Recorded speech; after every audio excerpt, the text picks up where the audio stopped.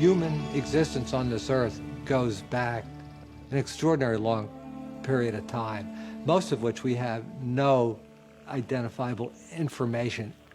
It's entirely plausible, given that the indigenous people all around the world know intimately all the plant life and will know the different combinations of plant life, that our prehistoric ancestors, they had come across the plants that do alter consciousness. In about 2 million years, the human cortex tripled in size and the brain exploded over a ridiculously short span of evolutionary time. 2 million years is nothing when it comes to evolution. What triggered that? In the late 1970s, Terence McKenna and his brother Dennis McKenna were the first that proposed the stoned ape hypothesis. It is known now that 22 primates, 23 including us, consume mushrooms. And the idea is our ancestors, they came out of the trees and went across the savannah, would be tracking animals that were pooping. Well, in the subtropics, the most common mushroom coming out of those cow patties is Psilocybe cubensis, a potent magic mushroom. One thing that mushrooms and other psychedelics do reliably is they induce synesthesia.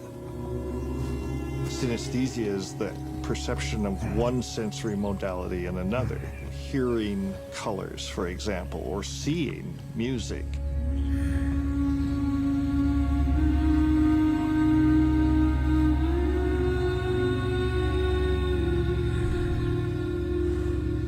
You have these profound experiences, and you have to put yourself in their place and imagine what the impact of such an experience must have been on an early hominid. These magic mushrooms open up the floodgates of information you receive. Basically, you can think of it as a contact fluid between the synapses within the brain.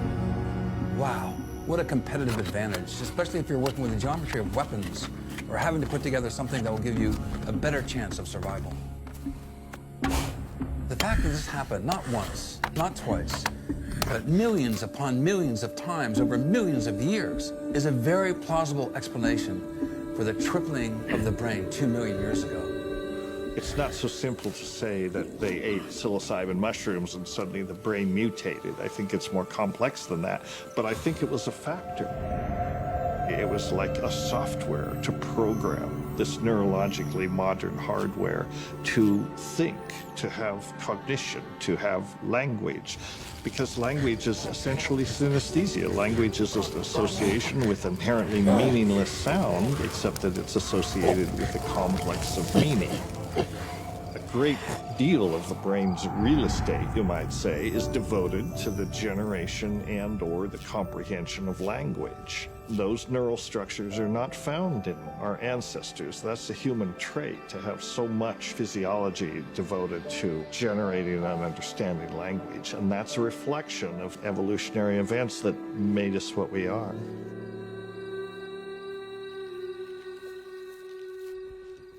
I couldn't get these mushrooms for the longest time. When I was in Ohio, I actually purchased a bag of magic mushrooms. But I had no guide. I had no recommendations for how much to consume. So I had a bag about this big, so I thought, well, that's probably one dose. So I consumed the bag. Now, for those of you who don't know, this is like 10 times more than you probably need to consume.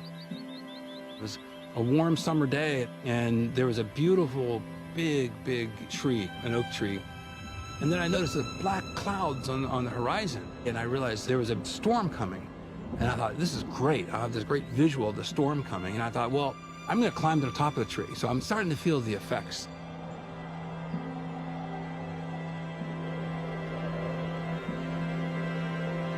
I'm getting waves where the air becomes a liquid. And you have this distortion field go through the visual landscape. I've never seen that before. I'm going, oh, wow, this is what they were talking about. And I see the boiling clouds are coming closer, but they're looking angry now. And then the lightning strikes would go,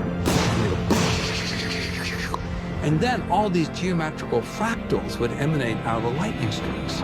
And pretty soon I had these overlying mosaics of mathematical patterns and geometric figures of multiple colors that were swimming in this field of vision that these waves were flying through. I've never in my life seen anything like that before. Winds increasing, then the rains would come, and I became extremely scared. And then also I realized I'm on the top of a hill during a lightning storm in the tallest tree. Not the best place to be when you're going to choose a spiritual experience. And so I held onto the tree for dear life. And that tree was my pillar back into the core of the earth. And I felt secure as long as I held onto the tree. Lightning strikes all around, thunderclaps. 1 second between a lightning strike and a thunderclap, you knew it was coming closer and closer. I was terrified that I wouldn't survive. And through this terrific experience, terrifying and terrific at the same time, I'm up in this tree and I'm saying, well, what should I focus on? And I said, well, Stamets, you're not stupid, but you stutter all the time. And so I thought, I need to stop stuttering. And so I said to myself, stop stuttering. Stop stuttering now. A little inner voice in my head. You hear me? Stop stuttering now. And then I started saying that, stop stuttering now, stop stuttering now, hundreds, thousands of times.